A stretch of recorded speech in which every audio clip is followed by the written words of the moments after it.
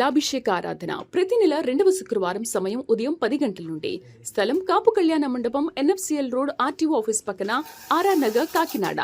ప్రార్థనా శక్తి తైలాభిషేక ఆరాధన ప్రతి నెల 2వ శనివారం సమయం ఉదయం 10 గంటల నుండి. స్థలం కూరగాయల మార్కెట్ ఎదురుగా, government degree college road, Ravulapalem. ప్రార్థనా శక్తి తైలాభిషేక ఆదివారపు ఆరాధన సమయం ఉదయం 8:30 గంటల నుండి. స్థలం వైస్రాయ్ గార్డెన్స్, జుబ్లీ బస్టాండ్ ఎదురుగా, సికింద్రాబాద్. ప్రార్థనా శక్తి తైలాభిషేక ఆరాధన జనవరి 20 మంగళవారం సమయం ఉదయం 10 గంటల నుండి. Sri convention hall, CR Reddy women's college, Vatluru, Eluru. Rajahmundry పరిసర ప్రాంత ప్రజలకు శుభవార్త. ప్రార్థనా శక్తి తైలాభిషేక ఆరాధన జనవరి 21 బుధవారం సమయం ఉదయం 9 గంటల నుండి. స్థలం airport road, quarry market, Renuka apartment దగ్గర, రాజమండ్రి. యేసయ్య నామములో మీకు వందనాలు తెలియపరుస్తూ ఉంటాను. ఈ దినం కొరకు దేవుడు సిద్ధపరిచిన వాగ్దానాన్ని మనం స్వాధీనపరచుకుందాం. వాక్యాన్ని నోట్ చేసుకోండి, స్లోగా చెప్తున్నాను. లూకా సువార్త 21వ అధ్యాయము 28వ వచనం 28వ వచనం మనం ధ్యానం చేసుకుందాం. ఇవి జరగనారంభించినప్పుడు మీరు ధైర్యము తెచ్చుకుని మీ తలలెత్తుకునుడి, మీ విడుదల సమీపించుచున్నదనెను. నువ్వు చాలా ప్రార్థన చేస్తున్నావు కదా, ఏంటి ప్రభా నాతో మాట్లాడు, ఒక్క మాట ఈరోజు వాగ్దానం అయితే నాకే రావాలి అని అడుగుతున్నావు కదా. అందుకు దేవుడు ఈరోజు నీకే ఇస్తున్న వాగ్దానము, నీకు విడుదల సమీపించబడింది అని చెప్పారైనా. విడుదల వచ్చింది అంతే, నమ్ముతున్నావా? అద్భుతమైన ఆశీర్వాదాన్ని నేను చూడబోతున్నావు. నాకు ఈ చెర ఎప్పుడు విడుదలవుతుంది, ఈ సమస్య నాకు ఎప్పుడు పోతుంది, అసలు ఈ విషయం గురించి నేను మర్చిపోవాలంతే, ఇంకా అంతగా నన్ను బ్లెస్ చేయ ప్రభు, నాకు విడుదల ఇవ్వ, నేను తట్టుకోలేకపోతున్నాను ఈ కష్టం శ్రమ అని అనుకుంటున్నావు కదా. నువ్వు దేని విషయంలో ఆ డెలివరెన్సీ, ఆ విడుదల, బహుశా అప్పులా, లేకపోతే అనారోగ్యమో, లేకపోతే ఏదైనా కొరత, లేకపోతే ఏదైనా రెస్పాన్సిబిలిటీ ఎక్కువైపోయింది, నా వల్ల కాదు ఇలా చూడటం, అది రకరకాలుగా అనుకుంటున్నావేమో.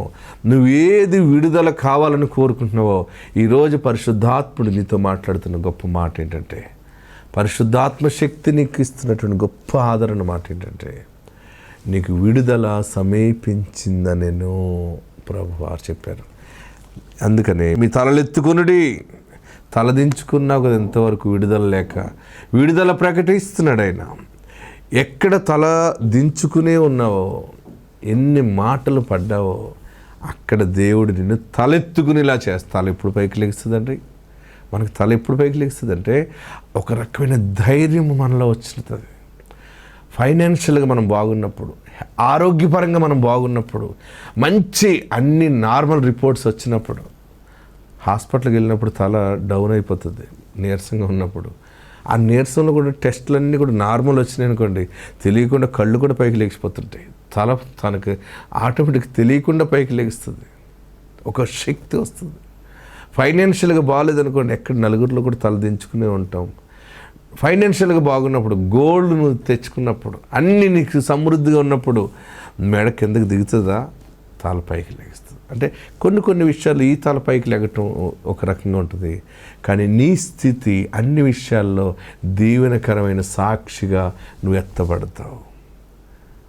విడుదల సమీపించిందా నేను, దేవుడు గొప్ప విడుదల నీకు ఇచ్చాడు. ఇక నువ్వు ఆ కష్టములో, శ్రమలో ఉండవు, దేవుని కార్యాన్ని నువ్వు చూస్తావు. పరిశుద్ధాత్ముడు నీకు తోడుండును గాక. God bless. వాక్య భాగంలోకి వెళ్దాం. ఆదికాండము 6వ అధ్యాయము 9వ వచనం ఒకరు చదివి సహాయం చేయండి. నేను ప్రార్థన చేస్తున్నాను, దేవుడు నాకు బయలుపరిచినటువంటి ఈ మాట మీకు బోధించమన్నాడు ఈ సంవత్సరం. Genesis chapter 6:9. నోవాహు వంశావళి ఇదే. నోవాహు వంశావళి ఇదే. నోవాహు నీతిపరుడును. చూడండి, నోవాహు వంశావళి ఇదే. నోవాహు నీతిపరుడును, తన తరములో నిందారహితుడనై ఉండెను. నోవాహు దేవునితో కూడా నడిచినవాడు. దేవునికి మహిమ కలుగును గాక. గట్టిగా హల్లెలూయా చెప్పండి. చూడండి, ఆదికాండము 6వ అధ్యాయము 9వ వచనంలో నోవాహు నీతిమంతుడుగా ఉన్నాడు, నీతిపరుడుగా ఉన్నాడు. నోవాహు వంశావళి ఇదే. చూడండి, ఎంటైర్ నోవాహు వంశావళి ఇదే అని చెప్పి, నోవాహు నీతిపరుడును తన తరములో, చూడండి, నీతిపరుడు తన తరములో నిందారహితుడునై ఉండెను. బాగా గమనించండి, నీతిపరుడుగా ఉన్నది ఒక నెల కాదు, ఒక సంవత్సరం కాదు, తన తరము, తన జీవించు కాలములో తన నీతిని కాపాడుకున్నాడు. అందుకనే నోవాహుకి దేవుడు బలమైనటువంటి ఆశీర్వాదం ఇచ్చాడు. నీకు నాకు ఇచ్చేది దేవుని వాగ్దాన కృప ఏంటంటే, మనము నీతిపరుడుగా ఉండటానికి రోజు కష్టపడాలి, నీతిమంతురాలుగా ఉండటానికి రోజు కష్టపడాలి, కొంత మెరుగు పెట్టుకుంటూ ఉండాలన్నమాట. ఒక్కసారి రాదది. నీతిపరుడుగా ఉన్నాడు గనుక ఆయన వర్ధిల్లటం ఎలాగుందంటే, దేవునితో నడిచినాడు అని కూడా రాశాడు. దేవునికి మహిమ కలుగుగాక. నీతి అనగా దైవ భయము కలిగి ఉండుట. నోట్ చేసుకోండి, నీతి అంటే ఏంటి? దైవ భయము, గాడ్స్ ఫియర్ అనేది ఉన్నప్పుడు మనము అమ్మో దేవుడున్నాడు, దేవుడున్నాడు, దేవుడున్నాడు, దేవుడు చూస్తాడు, దేవుడు చేస్తాడు, దేవుడు అమ్మో నేను వెళ్ళకూడదు, నేను రాకూడదు, నేను చేయకూడదు అంటే ఒక ఫియర్ మనల్ని ఏం చేస్తుంటే బ్రేక్ చేస్తుంది అనమాట. అన్ని విషయాలు కూడా దేవుని భయము ఉన్నప్పుడు చెడుగులోకి వెళ్ళకుండా నువ్వు నిలబడతావు. నువ్వు నిలబడినప్పుడు నీతి నీ మీదకి దీవెనగా వస్తుంది. ఆ నీతి నిన్ను ఫలింపచేస్తుంది. ఆమెన్, హల్లెలూయా చెప్పాలి. ఈరోజు మీరు సమర్పించుకుని మీ కమిట్మెంట్లో ఆరాధన మానకూడదనేది కమిట్మెంట్లో రెండవ పాయింట్ గుర్తుపెట్టుకోండి. నీతిగా జీవించటానికి ఇష్టపడండి, నీతిని కాపాడుకోవటానికి. నీతికి దాసుడుగా ఉండాలి. పాపమునకు దాసుడుగా ఉంటాం, చాలా ఈజీ పాపానికి దాసులు అయిపోతాం.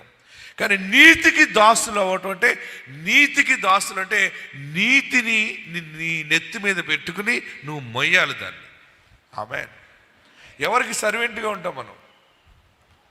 ధనవంతులకి సర్వెంట్గా ఉంటాం. ఒక పెద్ద ఆఫీసర్కి సర్వెంట్గా ఉంటే ఏం చేస్తాం చెప్పాలి. నేను బైబిల్ కాలేజీలో ఒక దైవజనులకి సేవ చేస్తుండేవాడిని. కొంచెం ఖాళీ సమయంలో దొరికితే ఆ దైవజనుడు చాలా మంచిగా వాడబడుతుండేవారు. ఐజాక్, మరి నీకేమైనా చెప్పొచ్చా అంటే, అదేంటి చెప్పండి, నేను ఏదైనా చేస్తాను. చేస్తావా? కొంచెం నా షూస్ వాష్ చేయాలి, నా బట్టలు వాష్ చేస్తావా? నాకు వాష్ చేయటం అంటే ఏంటో తెలియదు, రాదు నాకు ఎప్పుడు. చేస్తాను, ఎందుకంటే నేను ఆయనకి, దైవజనుడికి నేను దాసుడిగా ఉండాలని నేను అది ట్రైనింగ్ పీరియడ్లో నేను అన్నిటినీ కడుక్కోవాలి, నేను అంత హంబులకు పోవాలి, అది నిజముగా ఉండాలని చేస్తానండి అంటున్నాను. ఆయన వేసుకున్న బట్టలు, ఆ జీన్ ప్యాంట్లు నాకు ఎలా వాష్ చేయాలో తెలియదు. అవన్నీ పట్టుకెళ్ళి నీటిలో పెట్టి, నాకు ఒక ప్లాన్ ఉంటుంది అనమాట. సరే, ఇందులో ఉన్న మురికి తీయటమే కదా మనం చేయవలసిన పని. బకెట్లో నీళ్ళు పోసి, ఆ నీళ్ళలో ఈ గుడ్డలన్నీ అందులో పాడేసి, ఆ సర్ప్ అందులో పాడేసి, నీళ్ళన్నీ కలిపేసి, నీళ్ళు సర్పేసేసి, ఆ వాటర్ అంతా సర్ప్ వాటర్ చేసేసి బట్టలు వేసేసేవాడిని. ఈ రాత్రి పాడేస్తే ఈ నైట్ అంతా దీనిని తింటుంది మురికి. ఉదయానికి తీసిన వెంటనే ఇలాగంటే పోతుంది కదా అని ప్లాన్ చేసుకున్నాను. అంతే, ఉతికాను, తెల్లగా పువ్వులాగా వచ్చేసింది. మంచిగా అన్నీ పిండి ఆరేసి, తర్వాత ఐరన్ చేస్తావా అన్నాడు. నాకు రాదు, కానీ ఏదైనా రాదంటే రాదు, వస్తుందా అని అనుకోవాలంతే, చేసేస్తాను. ఏముంది, అగ్గితో దాన్ని కాల్చేయడం కదా, ఇలాగ అంటారు కదా అని. అలాగ ఖాళీ టైంలో మాకు ఆడుకోవటానికి ఒక 1 hour టైం ఉండేది. ఆటలు మానేసి ఈ సమయం కూడా దైవజనుడికి పరిచర్య చేస్తే మనకు ఆశీర్వాదం అని చెప్పి బట్టలన్నీ కూడా కొంచెం పైపైన అలాగా ఇస్త్రీ చేస్తూ ఉండేవాడు. అంటే ఒక యజమానుడికి దాసుడిగా ఉండటం అంటే ఎవ్రీథింగ్ అన్నీ చేయటం అనమాట.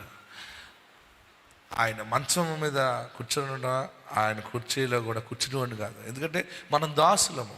ఏంటి, మనం దాసులము. అది దైవజనుడు సీట్, అది దైవజనులు మంచం. అది ఆ రూమ్ అంతా నాకు అప్పగించేవాడు ఆయన. రూమ్ అంతా కూడా ఎవరెవరు వచ్చేవారు అంతా చెల్లాచెదరు చేసేవారు. అన్నీ చక్కబెట్టి, ఖాళీ ఉన్నప్పుడల్లా ఏది తొడాలో, ఏది క్లీన్ చేయాలో.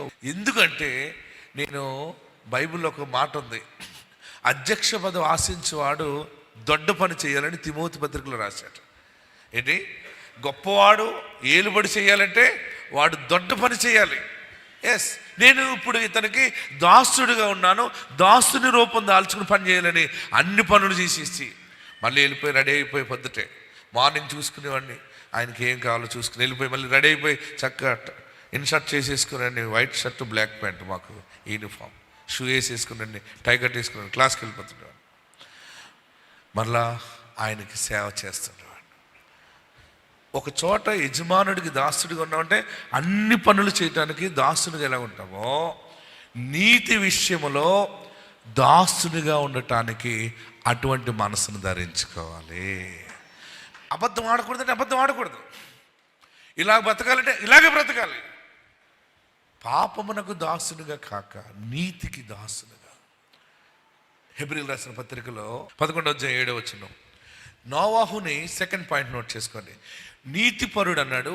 అక్కడ పరిశుద్ధ పౌలు ఆత్మతో నింపబడి రాస్తున్నాడు, అతడు నీతికి వారసుడు అన్నాడు. దేనికి వారసుడు? నీతికి దాసుడు వేరు, నీతిపరుడు వేరు, నీతికి వారసుడు. ఆమేన్. Hebrews chapter 11 verse 7. విశ్వాసమును బట్టి నోవాహు, అందరూ గమనించండి, విశ్వాసమును బట్టి నోవాహు అది వరకు చూడని సంగతులను గూర్చి దేవుని చేత హెచ్చరింపబడి, చూడండి, దేవుని చేత హెచ్చరింపబడి భయభక్తులు కలవాడై, ఎస్, భయము ప్లస్ భక్తి, భయభక్తులు గలవాడై తన ఇంటి వారి రక్షణ కొరకు ఒక ఓడను సిద్ధము చేసెను. అందువలన అతడు లోకము మీద అందువలన అతడు లోకము మీద నేరస్థాపన చేసి విశ్వాసమును బట్టి కలుగు నీతికి వారసుడాయెను. ఆమేన్. నీతికి వారసుడు, ఇది అసలైన దీవెన. గొప్ప ఆశీర్వాదం ఏంటంటే మనల్ని ఆయన ఈ దినము నుండే నీతికి వారసులుగా చేస్తున్నాడు. వారసత్వం మీకు అర్థమైందా? వారసత్వం అంటే అర్థం కాలేదా? మీకు నీ తండ్రికి 10 crores మనీ ఉంది అనుకోండి, నీ తండ్రి ఆ డిపాజిట్ చేసి ఉంచాడు 10 crores నీ తల్లి కానీ, అది ఎవరికి వస్తుంది? తండ్రి దాన్ని అలా ఉంచేసాడు, ఆయన ఓల్డ్ ఏజ్లో ఉన్నాడు. ఆయన తర్వాత అది ఎవరికి సంబంధించి ఉంటుంది? అక్కడ గట్టిగా చెప్పాలి. 10 crores కూడా ఆయన గర్భాన పుట్టిన పిల్లలకి హక్కు వచ్చేస్తుంది ఆటోమేటిక్, తండ్రి ఉన్నా లేకపోయినా. తర్వాత అది ఏమవుతుందంటే వారసత్వం వస్తుంది. ఇంకా ఇంకో ఎగ్జాంపుల్, రాజుల పాలనలో తండ్రి రాజు అయితే కుమారుడు ఆటోమేటిక్గా రాజసింహాసనానికి ఎవరు వస్తారు? వారసుడు వస్తాడంటారు.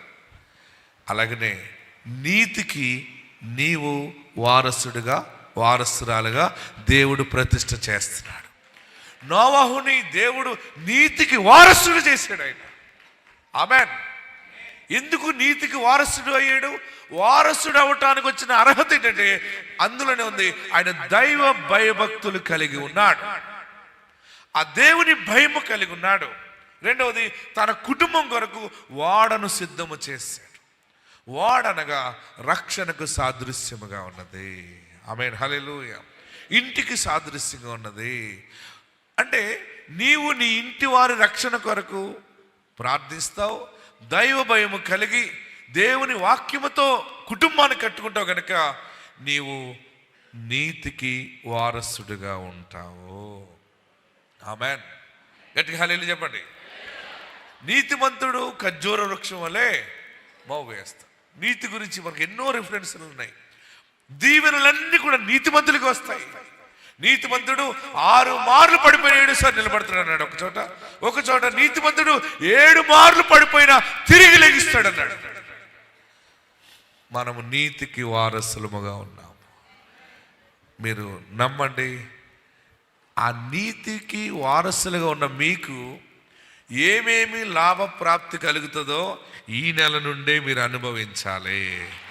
ఈ రోజు నుండి అనుభవించాలి. ఈ రోజు నుండి ఆశీర్వదించబడాలి. ఈ రోజు నుండి ఆ దీవెనలకు పాత్రలు అవ్వాలి. మీరు ఎందుకు వారసులు అంటున్నారంటే ఈరోజు అది పాత నిబంధన కాలంలో నోవాహు ఒక్కడే నీతిమంతుడిగా వారసుడు అని చదువుతున్నాం కదా మనం. ఇంకా కొంతమంది భక్తులు ఉన్నారు. కానీ ఇప్పుడు మనం అందరము వారసులమే. ఎందుకంటే యేసు రక్తమందు కడగబడిన ప్రతి మనుషుడు నీతిమంతుడే. యేసు రక్తములో కడగబడిన పాపములు అన్నీ పోయింది మనమాట. యేసు రక్షకుడని అంగీకరించిన ప్రతి మనుషుడు నీతిమంతుల జాబితాలోకి వస్తాడు. ఇది కృప ద్వారా రక్షించబడ్డాం. ఆమేన్. దేని ద్వారా రక్షించబడ్డాము? మనం సరిపోము ఈ నీతికి వారసుడు అవటానికి. అంత అర్హత నీకు నాకు లేదు. కానీ యేసుక్రీస్తు భూలోకానికి వచ్చి మానవ అవతారం అవతరించి కన్యమరి గర్భాన్ని జన్మించి సిలువ వేయబడి రక్తాన్ని కార్చడం ద్వారా మన ఇంటి మీద ఉన్న పాపము అంతా కొట్టివేయబడి లోక పాపమును మోసుకుని పోయే దేవుని గొర్రెపిల్లగా వచ్చాడు ఆయన. పాపమును తీసుకెళ్ళిపోయాడు. ఈ సంవత్సరం మీకు దీవెనలన్నీ మీ ముందే ఉన్నాయి. మీరు భయపడకండి. ఇంకా నేను పాపిని అనుకోకండి. ఆల్రెడీ మనం నీతిమంతుల జాబితాలోకి వచ్చాం. క్రీస్తుని యాక్సెప్ట్ చేసామంటే మనం నీతిమంతులుగా ఉన్నాం. ఇది కృప ద్వారా పొందిన వరం. ఇది మనకి కనుక మీరు నేను నీతికి వారసులము. నీతిమంతుడికి ఉన్న దీవెన. ఆమేన్. ఈ వారసత్వం ఎలా ఉంటుందో చెప్పనా మీకు? ఆదికాండంలోకి రండి, 9వ అధ్యాయం 1వ వచనం చదవండి. వారసత్వం యొక్క ఫలం ఎలా ఉంటుందో అక్కడ కనబడుతుంది. మీరు అందరూ ఎలాగ ఆశీర్వదించబడతారో మీరందరూ దీవించబడతారు. ఏడవకండి, భయపడకండి, పారిపోకండి, ఎటు వెళ్ళిపోకండి, మనసు పాడు చేసుకోకండి. మీరు ఏమవుతారు అక్కడ రాశాడు. మీరు నేను వారసులు కదా. ఆదికాండం జెనసిస్ చాప్టర్ 9 verse 1-2 చదువుదాం. yes. మరియు దేవుడు నోవహును అతని కుమారులను ఆశీర్వదించి మీరు ఫలించి అభివృద్ధి పొంది భూమిని నింపుడి మీ భయమును మీ బెదురును అడవి జంతువులన్నిటికిని ఆకాశ పక్షులన్నిటికిని నేల మీద ప్రాకు ప్రతి పురుగును సముద్ర చేపలన్నిటికిని కలుగును. అవి మీ చేతికి అప్పగింపబడి ఉన్నవి. ప్రాణము గల సమస్త చరములు మీకు ఆహారమగును. పచ్చని ఘోర మొక్కలు వాటిని మీకు ఇచ్చి ఉన్నాను. అయినను మాంసమును దాని రక్తముతో మీరు తినకూడదు. ఆమేన్. హల్లెలూయా. ఇక్కడ ఈ రోజు దేవుడు మనకిచ్చే మాట, మొట్టమొదటి ఆశీర్వాదం ఏంటంటే దేవుడు నోవాహును అతని కుమారులను ఆశీర్వదించాడు. రెండవది, మీరు ఫలించి అభివృద్ధి పొంది భూమిని నింపండి అన్నాడు. అంటే సంతాన భాగ్యం ఇచ్చాడు, సౌభాగ్యం ఇచ్చాడు. తర్వాత ఏమన్నాడంటే పెద్ద ఆశీర్వాదము, మీరు ఏలుబడి చెయ్యండి. ఏమన్నాడు అక్కడ చదువుతండి. రెండవ, మీ భయము మీ బెదురును. చూడండి, అంటే నీవు భయపడవు, నీ వలన నీవు భయపెడతావు. ఎస్, మీ భయము మీ బెదురు అడవి జంతువులన్నిటికీ ఆకాశ పక్షులన్నిటికీ నేల మీద ప్రాకు ప్రతి పురుగు సముద్రపు చేపలన్నిటిని కలుగును. హల్లెలూయా. మీ చేతికి అప్పగింపబడి ఉన్నది. ఆమేన్. మనకి సర్వం మీద ఏలుబడి చేయటం అన్నమాట. ఈరోజు ఆశీర్వాదం, ఫస్ట్ సండే బ్లెస్సింగ్. మీరు దేనినైనా లీడ్ చేస్తారు, మిమ్మలను ఎవరు లీడ్ చేయరు. ఏ దరిద్రత నీ మీద నాయకత్వం చేయలేదు. నీవు దేని మీదైనా నాయకత్వం చేస్తావు. నేల మీద ప్రాకు జంతువులు, విష జంతువులు, ఆ జంతువులు లక్షణాలు బుద్ధులు కలిగిన మనుషులను కూడా నీవు ఏలుబడి చేస్తావు. హల్లెలూయా చెప్పరే, ఇంకా గట్టి హల్లెలూయా చెప్పండి. యానిమల్స్ బుద్ధులు చాలా మందికి ఉంటాయి, తెలుసా మీకు? చెప్పరే మీరు అందరండి. ఈ వాక్యం మనకే. ఇలాంటి వాళ్ళని కూడా నువ్వు ఏలుబడి చేస్తావు. హల్లెలూయా. కుక్క బుద్ధి, నక్క బుద్ధి. మన దగ్గర మంచిగా మాట్లాడుతారు, నక్క మళ్ళీ అక్కడికి వెళ్ళి ఇంకోలా మాట్లాడుతుంది. మీరు ఈ సంవత్సరం ఈ రోజు నుండి నీతికి వారసులు గనక ఎవడెవడ యాక్షన్ చేసే వాళ్ళు కూడా నువ్వే ఏలుబడి చేస్తావు. ప్రతి ఒక్కరి మీద నీ అధికారం ఉంటుంది, ఆధిపత్యం ఉంటుంది. దేవుడు నిన్ను నీ నోటికి అంత కమాండ్ ఇస్తాడు, అంత ఆస్తినిస్తాడు, అన్ని ఐశ్వర్యం ఇస్తాడు. భయపడద్దు. భూమిని నింపండి అన్నాడు అక్కడ. రెండవది, అన్ని యానిమల్స్ని మీ చేతికి అప్పగిస్తుంది. యాక్షన్ చేసే వాళ్ళ దగ్గర నీ దగ్గరికి వస్తారు. నోరు మూసే, అమ్మ బాబోయ్ నీ దగ్గర యాక్షన్లు పనిచేయనాయి అని వాళ్ళు మారుతారు. ఆమేన్. నీ దగ్గర నా బుద్ధులు పనిచేయు అని మా వాళ్ళు మారుతారు. ప్రియులరా, ఆలోచన చేయండి. బలమైన ఆశీర్వాదాలు. నోవాహు నీతిపరుడు. రెండవది, నోవాహు నీతికి వారసుడు.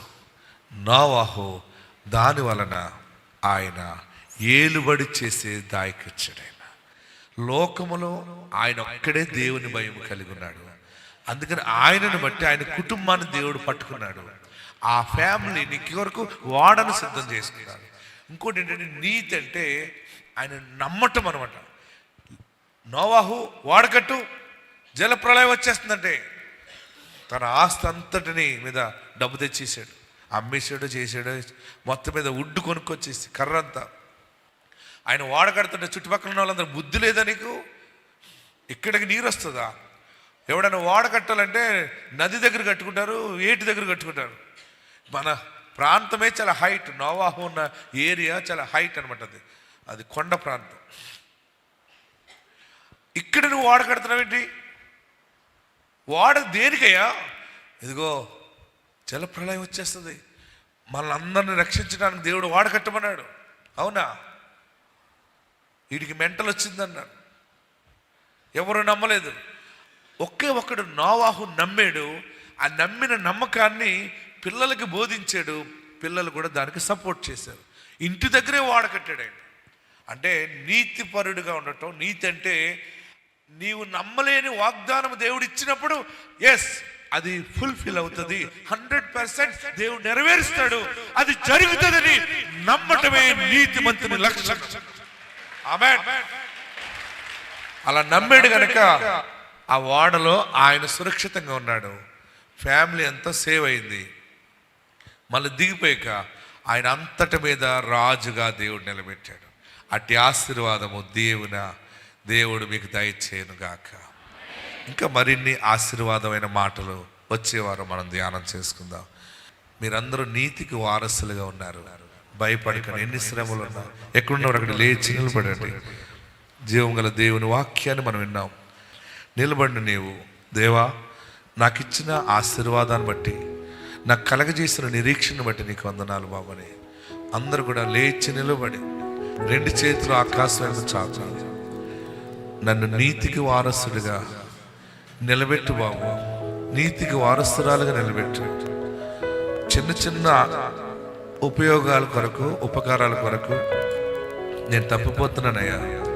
ఇక నేను తప్పిపోను బాబు. నేను నమ్మకత్వాన్ని కాపాడుకుంటాను. తెలుసో తెలియకో పాపం చేసానేమో, తప్పు చేసానేమో, చేశాను. కానీ నీతికి వారసుడు. నన్ను క్షమించావు కదా, నువ్వు నన్ను క్షమించావు కదా. ఏలుబడి చేసేవారుగానే ఉంటావు. నువ్వు ఎప్పుడైతే మార్పు చెందుతావో, వాక్యానికి అనుకూలంగా జీవించడానికి ఎప్పుడైతే నువ్వు ముందుకు వస్తావో, ఆటోమేటిక్గా కృప నీ మీద బలముగా ఏలుబడి చేస్తావు. నువ్వు ఎప్పుడు కూడా లీడర్గానే బతుకుతావు, ఏలుబడి చేస్తావు, ఏలికగానే ఉంటావు. ఎవరో ఏలుబడిలో నీవు ఉండవు. ఎవరి దగ్గర చేతులు నలిపి బ్రతకలేవు. ఎవరు చేతికి నీళ్లు తాగేది కాదు. దేవుడు నీ చేతిని పట్టుకున్నాడు. వంకర బుద్ధి ఉంటే క్షమించయ్యా. యానిమల్స్ బుద్ధులు నాకు వద్దు బాబు. నేను నిన్ను పోలి బ్రతుకుతాను. నీ బుద్ధి కావాలి. నీ నీతి, నీ యథార్థతలో నేను కొనసాగుతాను. క్షేమమైన క్షేమమైన నీ వైపు నేను చూస్తాను. రక్షణను కాపాడుకుంటా, నీవు ఇచ్చిన ఈ భాగ్యాన్ని కాపాడుకుంటా. నీతికి వారసులుగా ఉంటావా? వారసురాలుగా ఉంటావా? యేసు నామాన్ని పరిపూర్ణముగా స్వీకరించండి. ఆయన మన కొరకు రక్తాన్ని కార్చారు, గాయపరచబడ్డారు, ప్రాణాన్ని పెట్టాడు, తిరిగి లేచాడు. అందుకని మనం నీతిమంతులుగా తీర్చబడ్డాం. నీతికి వారసుడు అని మర్చిపోతున్నాం.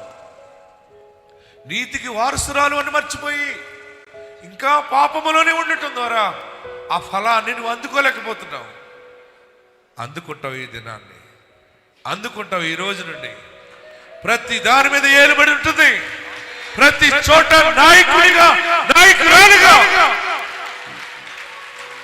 గ్రేట్ లీడర్గానే ఉంటావు. పాలకుడుగా ఉంటావు, పాలకురాలుగా ఉంటావు. జనముల ఐశ్వర్యముని యొద్దకు వస్తుంది. బంధువులకు మిత్రులకు వేలికగా ఉంటావు. అట్టి దీవెనలతో దేవుడి సంవత్సరం నేను బ్లెస్ చేస్తాను. నీ సన్నిధిని కాపాడు, ఆయన పరిశుద్ధతను కాపాడు. ప్రభువానికి వందనాలు. ఒంటరి అయిపోయిన ఏడుస్తున్న వారు ఉన్నారు. వారి జీవితాల్లో నీ సంరక్షణ దయచేయండి, నీ కాపుదల దయచేయండి. యేసు నామములో అడుగుచున్నాము తండ్రి, ఆమేన్.